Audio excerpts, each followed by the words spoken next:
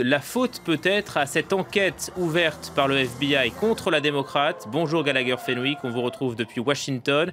C'est toujours l'affaire des emails, ce qui a pris cette fois une nouvelle tournure. Oui, effectivement, avec un nouveau mandat de perquisition accordé au service du FBI, l'agence de renseignement intérieur américaine, qui peut désormais regarder dans le détail l'appareillage électronique perquisitionné chez le mari de la plus proche conseillère d'Hillary Clinton, Huma Abedin, mari dont elle est séparée. Mais les hommes, les femmes du FBI semblent y avoir trouvé des emails pertinents par rapport à l'enquête sur l'utilisation faite par l'ancienne secrétaire d'État d'un serveur privé, non sécurisé, non gouvernemental, pour échanger des informations avec ses interlocuteurs, ses interlocutrices.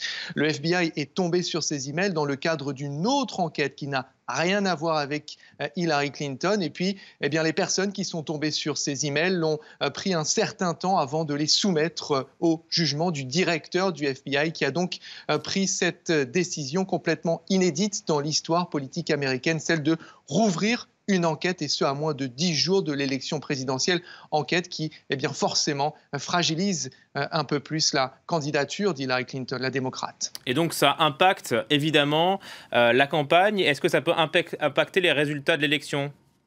Ça va prendre plusieurs jours pour le mesurer, mais en tous les cas, il y a déjà des impacts qui sont mesurables et qui sont assez intéressants, finalement, parfois un peu contradictoires. Les réactions, au final, des Américains, des Américaines par rapport à cette décision inédite du FBI est assez mitigée. Pourquoi ? Parce que 6 Américains sur 10 qui ont été sondés estiment que cette rouverture de l'enquête du FBI sur les emails d'Hillary Clinton n'aura aucun impact sur leur vote. Mais en même temps, il y a 2 autres effets. Il y a ce même chiffre, 6 Américains sur 10 ont désormais une opinion négative d'Hillary Clinton. Elle est donc en train de glisser du point de vue de l'impopularité vers des chiffres comparables à ceux de Donald Trump, donc tout aussi négatifs que ceux de Donald Trump, alors que jusqu'ici, même si elle était assez impopulaire, Hillary Clinton ne l'était pas autant que Donald Trump. Et puis les autres chiffres qu'il faut surveiller, ce sont bien évidemment les sondages à l'échelle nationale, mais aussi dans les États clés. À l'échelle nationale, il y a une situation désormais de quasi-égalité entre Donald Trump et Hillary Clinton. Ça, c'est inquiétant pour le camp démocrate. Mais dans certains des États clés, l'ancienne secrétaire d'État